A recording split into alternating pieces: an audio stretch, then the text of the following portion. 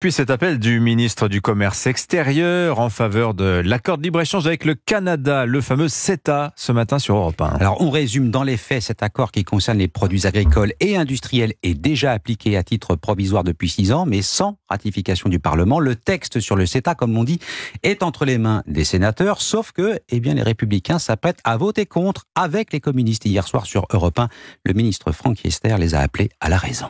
C'est un projet de loi de ratification de l'accord qui a été mis à l'ordre du jour de la niche parlementaire communiste et que, manifestement, un certain nombre de sénateurs de droite vont voter. C'est-à-dire ils vont voter avec les communistes. Les communistes, ils sont cohérents avec ce qu'ils ont toujours défendu, pas les républicains, pas la droite.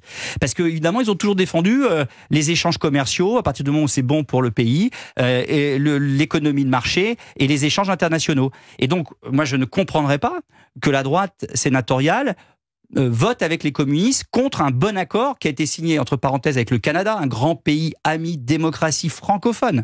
Et donc, je les appelle à changer leur position et à voter ce texte.